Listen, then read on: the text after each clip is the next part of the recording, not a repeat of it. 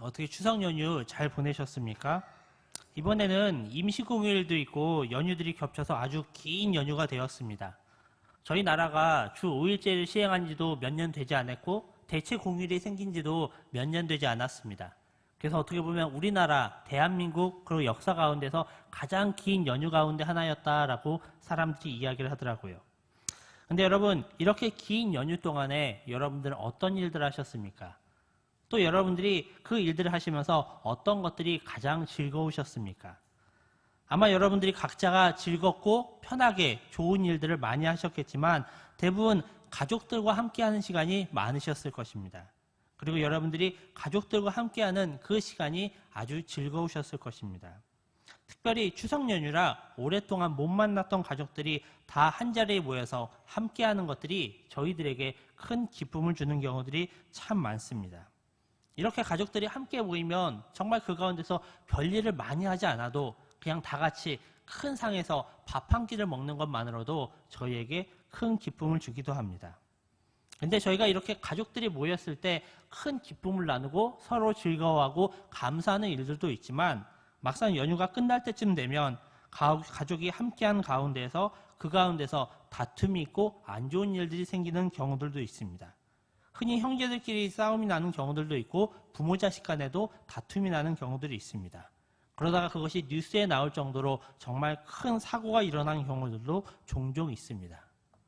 정말 저희 가족들이 오래간만에 만났는데 그리고 정말 그들이 가족이기 때문에 어렸을 때부터 아니 태어날 때부터 함께했던 사람들인데 왜 그들이 이렇게 명절에 모여서 함께하면서 그 가운데 다툼이 있고 사고가 생길까요?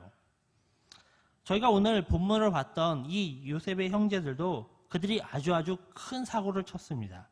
그리고 형제들끼리 아주 사이가 안 좋았습니다. 야곱에게는 12명의 자녀들이 있었습니다. 그런데 그 가운데 야곱이 가장 사랑하던 요셉에게 무슨 일이 생겨났습니까? 다른 형제들이 요셉을 애굽의 상인에게 팔아버립니다. 요즘 시대에도 뉴스에 나올 만한 일입니다. 형들이 자신의 친동생을 돈을 받고 노예상에 팔아버렸다라는 것입니다. 얼마나 끔찍한 일입니까? 그런데 더욱 놀라운 것은 애초에 형들은 그 동생을 팔 생각이 없었습니다. 애초의 계획은 그 동생을 그냥 죽여버리려고 하였습니다. 창세기 37장에 보면 요셉이 등장을 합니다. 그러면서 그 요셉의 나이가 17살이었다라고 나오고 있습니다. 이미 그 요셉이 그 집에서 17년을 살았다라는 것입니다. 자신의 형들과도 17년간 티격태격하면서 그렇게 같이 살아왔습니다. 그러면서 점점 이 형들이 그 요셉을 미워하기 시작했습니다. 막상 성경에는 그 요셉과 형들 간의 갈등이 요셉이 꿈을 꾸고 그것을 눈치 없이 이야기했기 때문에 그들이 형의 미움을 샀다라고 나오고 있습니다. 그런데 17년 동안 요셉이 그 집에 살아가면서 요셉이 잘못한 것이 꿈을 2번 꾼 것, 그리고 그것을 눈치 없이 이야기한 것, 그것만 잘못을 했겠습니까? 아마 그 전에도 형들과 이미 수십 번, 수백 번 싸우고 다툼이 있었을 것입니다. 그리고 그렇게 싸움이 다툼이 있고 그것을 화해하는 일들이 계속적으로 반복되었을 것입니다.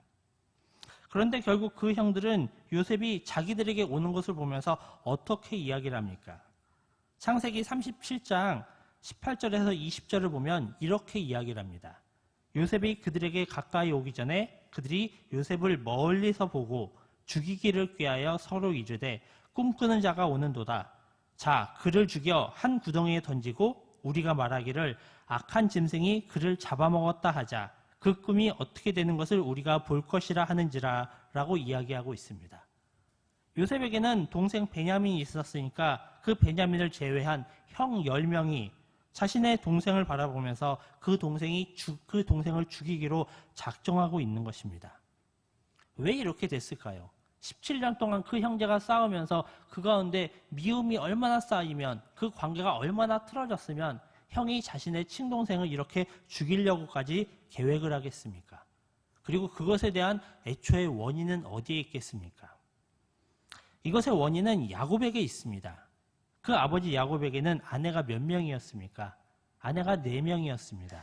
그리고 그 4명의 아내에게서 12명의 아들을 낳았습니다. 그리고 그들이 한 집에 계속적으로 살아가면서 그 형제들이 결국 자신의 모친을 따라 그 가운데서 4개의 그룹이 나눠져서 그 가운데 다툼이 끊이지 않았다라는 것입니다. 우리나라 속담에 가지 많은 나무에 바람 잘 날 없다라는 속담이 있습니다. 말을 그대로 직역을 하면 가지가 많고 잎이 많은 나무는 조그만 바람이 불어도 그것이 금방 흔들리고 시끄러워진다라는 것입니다. 그리고 그 뜻을 의역을 하면 자식이 많은 부모는 자식들이 치는 사고가 끊이지가 않아서 조용할 날이 없다라는 것입니다. 아마 야곱의 심정이 그러했을 것입니다. 야곱에게 아내가 4명이 있고 그 가운데 자식이 12명이 되면 아내들 간에 서로가 질투하고 시기하는 것들이 끊이지 않았을 것이고 형제들도 서로 간의 다툼과 싸움들이 그치지가 않았을 것입니다. 그런데 그 가운데서 가장 크게 피해를 본 사람이 바로 요셉입니다. 르네 지라르라는 프랑스 학자가 있습니다. 이 프랑스 학자가 세계에 있는 신화나 설화들을 분석을 하였습니다. 그러면서 인간이 직면한 문제를 해결하는 가장 근본적인 방법이 희생양 메커니즘이다라고 이야기를 합니다. 쉽게 이야기해서 한 명의 희생양을 정한다라는 것입니다. 인간관계에서 문제가 생기면 누군가 한 명을 희생양을 삼아 그 사람에게 모든 잘못과 책임을 뒤집어 씌운다라는 것입니다. 저희들도 흔히 생각을 해보면 저희들이 다른 사람과 관계를 맺으며 살아가다가 누구와 관계가 안 좋아집니다. 그 사람이 점점 미워지기 시작합니다. 그러면 저희의 마음에 어떤 생각이 듭니까? 나에게 어떠한 나쁜 일이 생기든 아니면 그 사람과의 관계에서 어떤 일이 생기든 그 모든 잘못과 책임을 그 사람에게 뒤집어 씌웁니다. 흔히 저희가 하는 이야기로 누구 때문에 그렇게 되었다라는 것이 그 사람을 희생양을 만드는 것입니다. 자세히 따지고 보면 그 가운데 분명 내가 잘못한 것도 있을 것이고 내가 오해한 것들도 있을 것입니다. 그리고 그 사람이 아닌 다른 사람이 잘못한 것들도 있을 텐데 저희는 그것들을 따지지 않고 내가 그 사람을 미워하기 때문에 그 사람과의 관계가 안 좋기 때문에 그 사람을 희생양 삼아서 모든 것이 그 사람 때문에 그 안 좋은 일이 일어났다라고 생각을 해버리는 것입니다. 야곱의 아들들이 그랬습니다. 자식들 간에 갈등이 있고 다툼이 있고 그 가운데서 어떻게 해서든 아버지의 사랑을 조금 더 얻으려고 그 치열한 경쟁이 있었습니다. 그 가운데에서 그 형제들이 다 같이 단합하여서 모든 문제의 근본을 요셉 때문이다. 저 요셉만 없으면 모든 문제가 해결된다라고 결정지어 버렸던 것입니다. 그래서 요셉이 꿈을 꾸고 그가 자기들에게 오자 이제는 요셉을 그 문제의 근원 정도가 아니라 아예 악의 축으로 여기고 그를 죽여버리겠다라고 다짐을 하고 있는 것입니다. 그러면 사람들은 왜 이렇게 다른 사람은 희생양을 삼기를 좋아할까요? 그것은 희생양이 생기면 누구 한 사람이 희생양이 되면 다른 사람들과는 평화를 유지할 수 있고 안정을 유지할 수 있기 때문입니다. 누군가 공통의 적이 생기면 모든 문제를 그 사람의 탓으로 몰아버리면 됩니다. 그러면 나는 아무 문제가 없고 아무 잘못이 없는 사람이 됩니다. 또 내가 희생양보다 덜 미워하는 사람이 있으면 그 사람과도 쉽게 연합하여서 한편이 될 수가 있습니다. 그리고 우리가 한편이 되어서 단지 그 희생양만 공격하면 되기 때문에 모든 관계들이 원활해질 수 있는 것입니다. 이렇게 요셉은 자기의 가족들 가운데서 희생양이 되었습니다. 그리고 죽임을 당할 위기에 처하게 되었습니다. 그래도 그 가운데서 르호보암이라는 첫째가 그 요셉을 살려주자고 제안을 하고 그것이 받아들여져서 요셉은 목숨을 건지고 그가 노예로 팔려가게 됩니다. 아마 저희들도 저희들의 가족을 돌아보면 저희들의 가족 가운데 누군가 한 명은 희생양이 있을 것입니다. 내가 의도적으로 미워했던 그 누군가일 수도 있고 또 어떤 분은 자기 스스로를 생각하기에 우리 가족들 가운데는 내가 희생양이 됐던 것 같아. 형제들이 나만 미워했던 것 같아. 나만 부모님의 사랑을 못 받았던 것 같아. 라고 생각하시는 그런 분들도 계실 것입니다. 이렇게 가족 간에도 갈등이 있고 그 가운데 희생양이 있다 보니까 이러한 긴 연휴 가운데 오래간만에 사람들이 함께 모인 가운데서 갈등이 폭발해서 큰 사고가 나오게 되는 것입니다. 그런데 이렇게 희생양을 만든다라는 것은 특별히 나의 가족이 나빴다, 아니면 나의 부모님이 나빴다, 아니면 어떤 형제가 나빴다라는 개념이 아닙니다. 이것은 인간이 살아가면서 자신의 잘못을 회피하려고 무의식적으로 희생양을 만든다라는 것입니다. 이것은 우리가 인간이기 때문에 어쩔 수 없는 것이고 성경적으로는 우리가 죄인이기 때문에 어쩔 수 없다라는 것입니다. 이것의 시작은 아담 때부터 시작이 됐습니다. 저희가 다 알다시피 아담이 최초의 죄를 짓습니다. 그러고 나서 하나님이 그 아담에게 물어봅니다. 네가 어떻게 해서 그 선악을 알게 하는 나무의 열매를 따먹었느냐라고 물어봤을 때 아담은 이렇게 대답을 합니다. 하나님이 주셔서 나와 함께 하신 여자 그가 그 나무 실과를 내게 주므로 내가 먹었나이다 라고 대답을 합니다. 아담이 첫째는 그 여자에게 책임을 돌리고 있습니다. 그리고 두 번째는 그 여자를 내게 주신 하나님에게 그 책임을 돌리고 있습니다. 분명 자기가 그것을 먹었는데도 자기가 잘못한 것이 아니라 여자가 잘못했고 그 여자를 준 하나님이 잘못했다라고 책임을 돌리고 있는 것입니다. 그리고 또 하나님이 여자에게 물어봅니다. 그러자 여자는 또 어떻게 대답을 합니까? 뱀이 나를 꿰므로 내가 먹었나이다 라고 대답을 합니다. 그 여자도 내가 잘못했습니다. 내가 잘못하고 내가 아담에게도 이것을 줬습니다 라고 자기의 죄를 고백하는 것이 아니라 저 뱀이 나를 꿰었기 때문에 내가 그것을 먹었다라고 그 뱀에게 책임을 돌리고 있습니다. 이렇듯 인간은 죄인이기 때문에 자기의 죄를 인정하지 않습니다. 그리고 자기의 죄를 인정하지 않은 상태에서 누군가는 그 죄에 대한 책임을 져야 되기 때문에 희생양을 만들고 있습니다. 그리고 그 희생양에게 모든 잘못과 불행과 사고까지도 다 떠넘기게 되는 것입니다. 이런 인간의 잘못으로 인하여서 인간관계에서 수많은 사람들이 상처를 받게 되고 그 상처를 품고 살아가고 있습니다. 그리고 그 상처가 나중에 그 사람이 성인이 되어서 결혼을 하면서까지도 결혼하고 어른이 되고 그들이 부모가 되고 나서까지도 그들의 내면에 깊이 자리 잡고 있게 됩니다. 그리고 그 사람이 다른 사람과의 새로운 관계를 맺을 때 그 상처들이 불쑥불쑥 걸림돌이 되기도 하고 때로는 족쇄가 되기도 합니다. 결혼 생활이 힘든 이유가 바로 이런 것 때문입니다. 내가 처음에 내가 결혼할 그 누군가를 보았을 때 그 사람이 너무나 매력적으로 보입니다. 내가 정말 그 사람과 결혼만 하면 그 사람이 나에게 너무나 모든 것들을 잘해줄 것 같고 그 사람과 내가 너무나도 잘 맞을 것 같습니다. 근데 막상 결혼해서 살다 보면 어떻습니까? 정말 그 사람이 날마다 새롭습니다. 정말 저 사람이 내가 사랑하고 결혼을 결심한 사람이 맞나라는 싶을 때들도 있고 또 어떤 경우는 상대방에게 있는 상처가 그 사람에게 내가 기대한 그와 다른 모습으로 보여지기도 합니다. 또 때로는 내 안에 있는 상처 때문에 내가 그 사람에 대해서 잘못된 것들을 기대하는 경우들도 있습니다. 이렇게 인간 안에 있는 상처와 아픔들 때문에 우리는 다른 사람과의 인간관계에서 계속적으로 장애물을 만나기도 합니다. 때로는 그것이 나에게 하나의 족쇄가 되어서 내가 그 잘못된 관계 가운데서 얽매여 있는 경우들도 있습니다. 이렇게 형제들 간에도 누군가는 희생양이 되고 누군가는 가해자가 되다 보니 그 사이가 점점 멀어질 수밖에 없습니다. 그리고 나중에 갈등이 생겼을 땐 그것이 큰 사고로까지 이어지게 됩니다. 결국 우리 인간은 살아가면서 우리 안에 있는 이 상처와 갈등들을 해결해야 됩니다. 그것을 해결하지 않으면 언젠가는 그것이 폭발하고 언젠가는 그것이 또 다른 문제를 낳게 될 수밖에 없습니다. 그럼 우리는 어떻게 해서 그 상처들을 해결할 수 있고 그것들을 극복할 수가 있을까요? 이미 그것은 과거에 벌어진 사건이고 내가 받은 상처와 내가 준 상처들이 여러 곳에 흩어져 있는 상태 가운데서 우리는 어떻게 하면 그 상처를 벗어날 수 있을까요? 오늘 성경에 나오는 희생양은 요셉을 보시죠. 이 요셉은 그렇게 형들에게 버림받은 이후에 그가 수많은 고난을 받습니다. 그러면서 결국 그가 애굽의 총리의 자리에 오르지만 그 과정 자체가 가시밭길이었고 고난의 연속이었습니다.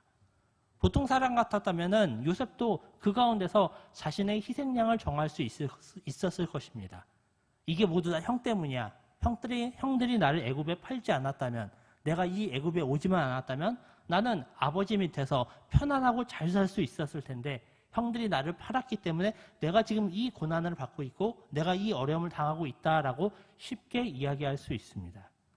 하지만 오늘 본문을 보면 그 요셉은 그 형들을 원망하지 않습니다. 요셉은 그 형들을 자신의 희생양으로 삼지 않고 있습니다. 오늘 저희가 보는 본문을 보면 아버지인 요셉이 죽었습니다. 형제 간의 갈등이 있다가 그 갈등이 가장 쉽게 폭발할 시기가 바로 이 시기입니다. 자기의 부모님이 부재할 때, 부모님이란 존재가 사라지고 났었을 때 형제들과의 갈등은 가장 크게 폭발할 수 있습니다. 지금 아버지가 없는 상태에서 요셉의 형들은 두려워서 떨고 있습니다. 지금 요셉은 애굽의 총리가 되었고 형들은 그 밑에서 어떻게 보면 도움을 얻으면서 객으로 살아가고 있으니까 이제는 아버지도 없이 요셉의 말 한마디면 자기 형들의 목숨이 정말 풍전등화처럼 언제 날아갈지도 모르는 상황입니다. 그러니까 지금 형들이 어떻게 합니까?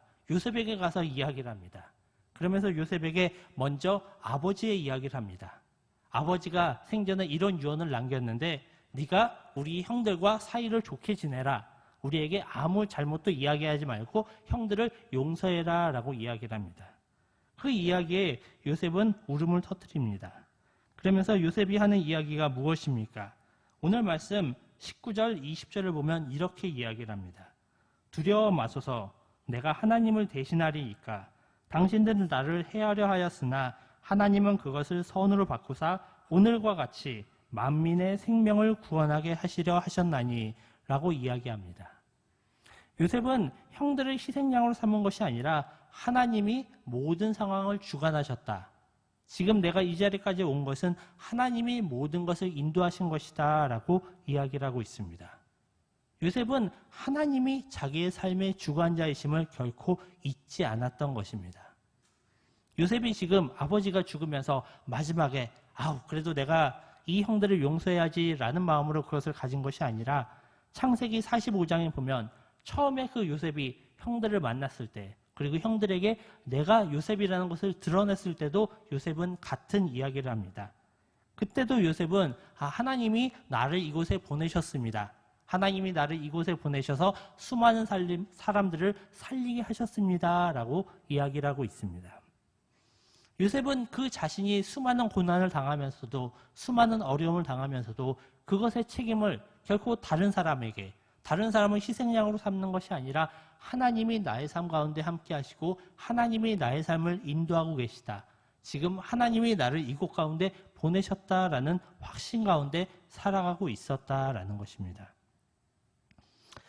우리가 다른 사람의 희생양이 되었을 때 혹은 내가 다른 사람을 희생양으로 삼았을 때 우리에게는 그것들이 다 상처가 될 수 있습니다.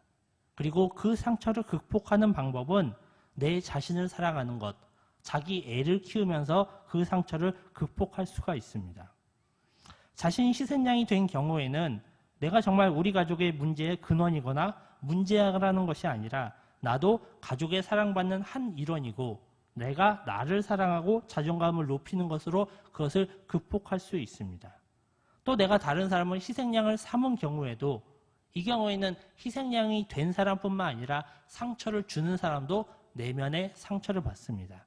근데 내가 그렇게 다른 사람을 희생양을 삼았다라는 것들도 그 가운데 문제의 원인이 되는 갈등이 있다는 것이고 내가 책임지기 싫어서 내가 그 갈등에 대해서 책임을 질 수가 없기 때문에 다른 사람에게 책임을 전가하고 그 사람을 희생양을 삼은 것인데 이것도 내가 나를 사랑함으로써 내가 이 문제 가운데에서 책임을 져도 그 가운데 큰 탈이 생기지 않고 내가 이것을 감당할 수 있다. 결국 내가 내 자신을 사랑함으로써 그 상처를 극복할 수가 있습니다. 이렇게 우리는 그 상처를 극복하는 방법이 바로 자기 자신을 사랑하는 것입니다. 그런데 막상 내가 내 자신을 볼 때 우리가 정말 사랑스러운 존재입니까?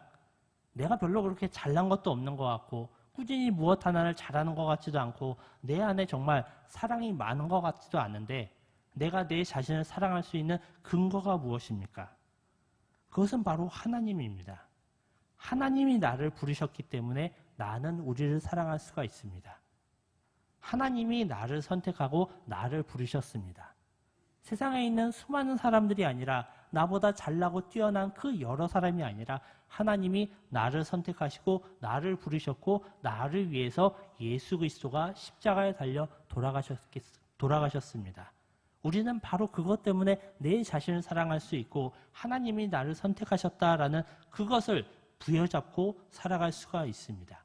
그리고 우리가 그것에 확신을 가지고 살아갈 때 비로소 내 안에 있는 상처들이 치유되는 것이고 내가 다른 사람에게 주는 상처들도 훨씬 더 그것들을 줄일 수가 있게 된다라는 것입니다. 결국 하나님이 나를 선택하시고 부르시고 구원하셨기에 우리는 나의 그 부족하고 모자라고 갈등이 있는 것들을 사랑과 용서로 극복할 수가 있습니다. 지금 요셉은 형들을 희생양으로 삼는 대신에 하나님이 자신의 모든 상황을 주관하시고 하나님이 나의 삶을 인도하셨다라고 고백하고 있습니다. 이것이 맞는 말입니다. 하나님이 야곱을 라반의 삼촌 집에 보냅니다. 그리고 그가 그곳에서 어쩔 수 없이 4명의 아내를 두게 됩니다. 그리고 그 가운데 12명의 아들을 낳게 됩니다.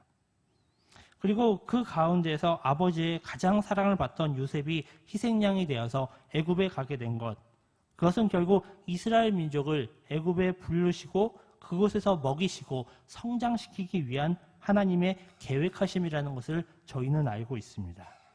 그리고 요셉은 자기가 그 모든 상황을 감당하면서도 하나님이 나를 이곳에 부르신 것이 우리의 민족을 위한 것이고 우리의 가족을 위한 것이라고 확신하고 있었다라는 것입니다. 우리의 인생의 모든 것은 하나님의 주관하신 가운데 있습니다. 그렇기 때문에 누가 잘못을 하여도 그것은 그 사람의 책임이 아니고 내가 누군가의 희생양이 되어도 나는 원래 그런 사람이 아니라는 것입니다.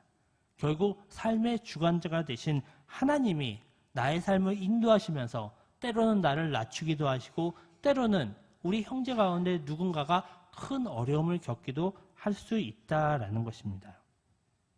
우리는 그렇게 우리 삶의 주관자가 하나님이시다라는 것들을 잊지 말아야 됩니다. 그리고 내가 나를 사랑하는 그 자기에게 근거가 하나님이 나를 사랑한 것이 되어야 된다라는 것입니다. 사실 우리의 가족이라는 것은 누가 만든 것입니까? 내가 나의 가족을 선택해서 나올 수가 있습니까? 그렇지가 않습니다. 결국 가족이라는 것을 만드신 것은 하나님입니다. 내가 나의 형제들보다 먼저 태어나고 싶어서 내가 형이 된 것도 아니고 내가 나중에 태어나고 싶어서 내가 동생이 된 것도 아닙니다. 우리가 가족이 되는 것, 우리가 하나가 되는 것은 모두 하나님의 인도하심과 주관하심이었습니다. 그렇기 때문에 우리를 만드시고 인도해 가시는 분은 하나님이십니다. 그렇기 때문에 우리는 우리 자기의 근본이 되는 것이 바로 하나님이시다라고 고백할 수 있습니다. 중간에 내가 고난을 겪으면 그 가운데 하나님의 계획하심이 있는 것이고 누군가가 사고를 쳐서 가족들이 어려움을 당한다라고 해도 그것에 하나님의 인도하심이 있습니다. 그렇기 때문에 우리는 누군가를 희생양을 삼아서 그 사람을 정죄해서도 안 되는 것이고 때로는 내가 가족 가운데 희생양이 되어서 내 스스로가 큰 상처를 받아서도 안 된다라는 것입니다. 우리는 우리의 인생 가운데서 누군가의 잘잘못을 따지기보다는 하나님의 인도하심을 기억해야 됩니다. 그리고 하나님이 나를 사랑하시고 붙드심을 기억해야 합니다. 결국 나에게는 하나님이 계시기 때문에 나는 다른 사람에게 책임을 돌리지 않고 그를 희생양으로 만들지 않을 수가 있습니다. 저희가 신약에 아는 너무나도 유명한 달란트가 있습니다. 10,000달란트를 빚진 자가 자기보다 정말 작은 데나리온을 빚진 사람을 그렇게 책망하는 것들을 저희가 바라봅니다. 또 예수님께서 다른 사람을 비난하기 전에 내 눈에 있는 들보를 먼저 보라라고 이야기를 하셨습니다. 우리가 다른 사람을 비난하고 그 사람을 희생양을 만들기 전에 우리는 먼저 내 자신을 돌아봐야 됩니다. 그리고 이러한 나 자신도 하나님이 부르셨고 구원하셨다라는 것이 정말 얼마나 큰 은혜인지를 기억해야 됩니다. 그리고 예수 그리스도가 나를 부르시고 구원하셨기 때문에 우리에게 잘못을 하는 그 어떠한 사람도 우리는 용서할 수 있고 받아줄 수가 있는 것입니다. 우리가 이렇게 인생을 살아가면서 서로 간에 인간관계를 가지면서 수많은 사람들이 상처를 주고받고 또는 누군가를 희생양을 만드는 가운데에서 그리스도인들은 하나님을 붙잡으면서 그 가운데서 그것이 결코 다른 누구의 책임도 아니고 나의 책임도 아니고 하나님의 인도하심이라는 것을 잊지 않아야 됩니다. 그리고 그 하나님의 인도하심을 기억하면서 나에게 잘못을 한 사람도 포용해 줘야 될 것이고 또 때로는 내가 큰 잘못을 하거나 실수를 하여도 다시 그 가운데서 일어나고 다시 바르게 쓸 수 있어야 될 것입니다. 결국 우리에게 어떠한 고난이 와도 역경이 와도 우리에게는 하나님이 함께 하십니다. 우리는 그 하나님을 신뢰함으로 그 하나님의 인도하심을 따라갈 수가 있습니다. 오전에 담임 목사님이 이야기하신 대로 우리는 하나님에 대해서 묵상하면서 하나님의 인도하심을 기다려야 됩니다. 우리가 그렇게 살아가면 우리가 다른 사람을 희생양 삼지도 않을 것이고 다른 사람에 의해서 내가 희생양이 되고 그 가운데 큰 상처를 받는 일들도 없게 될 것입니다. 이미 우리는 그 이전 동안에 수많은 과거를 통해서 수많은 상처들이 우리의 마음속에 남아 있습니다. 아직까지 그것들이 우리를 괴롭힐 경우들도 많이 있습니다. 하지만 우리는 이제는 우리가 하나님을 의지하여서 그 하나님의 인도하심을 따라가면서 그 상처들을 극복해 나아가야 됩니다. 그리고 내가 아직까지 용서하지 못한 상대가 있다면 또 내가 아직까지 실수하고 큰 잘못을 하고 용서를 구하지 않았다라는 것이 있다면 우리는 이제 예수 그리스도의 이름으로 그것에 대해서 내가 용서를 구해야 될 것이고 내 스스로도 용서를 받을 수 있어야 될 것입니다. 이제 추석 명절이 끝나고 나면 가족들이 다 같이 다시 자기의 자리로 돌아갈 것입니다.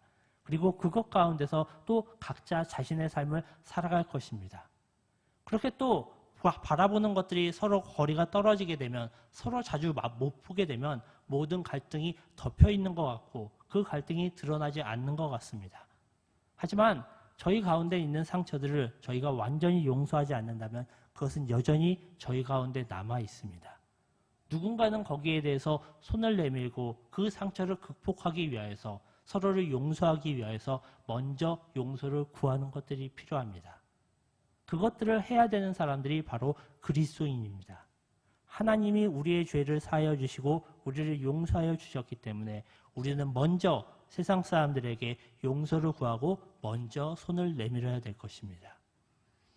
이제 추석 연휴가 끝나고 가족들이 흩어지겠지만 저희들이 또 여러분들이 혹시 우리 가족들 가운데 형제들 가운데 또 아니면 나랑 가까운 사람들 가운데 내가 아직 용서하지 못한 부분이 있다면 또 내가 아직 용서를 받아야 되는 부분이 있다면 저희가 먼저 연락을 한번 해보시기를 원합니다. 그렇게 함으로써 서로 간의 상처를 극복함으로 인하여서 내가 먼저 손을 내밈으로 인하여서 정말 하나님의 사랑이 나를 통하여서 내 가족에게, 우리의 이웃에게, 내 형제들에게 온전히 흘러들어갈 수 있기를 원합니다. 그래서 저희가 그렇게 예수 그리스도의 사랑을 온전히 전할 때 그것을 통해서 사람들이 하나님을 바르게 알게 될 것이고 우리 가운데 있는 그 캐캐 묵은 감정과 상처들이 온전히 치유받을 수 있을 것입니다. 우리가 정말 그 감정들을 다 극복해 나아가고 하나님의 자녀로서 온전히 서나가실 수 있기를 원합니다. 이 시간 제가 기도하고 말씀을 마치겠습니다. 하나님 아버지, 저희가 오늘 요셉의 형제들을 보았습니다. 정말 그 요셉의 형제들이 요셉에게 큰 잘못을 하였고 그를 희생양을 삼았습니다. 하지만 정작 희생양이 되었고 인생의 수많은 고초를 겪었던 요셉은 그 형들을 원망하는 것이 아니라 그 형들을 희생양 삼는 것이 아니라 오히려 하나님을 의지함으로 인하여서 그가 단단히 서 있는 것들을 보았습니다. 하나님, 저희들도 인생을 살아가면서 수많은 상처를 주기도 하고 수많은 상처를 받았습니다. 저희가 이제 그것들을 예수 그리스도의 사랑으로 극복해 나아갈 수 있기를 원합니다.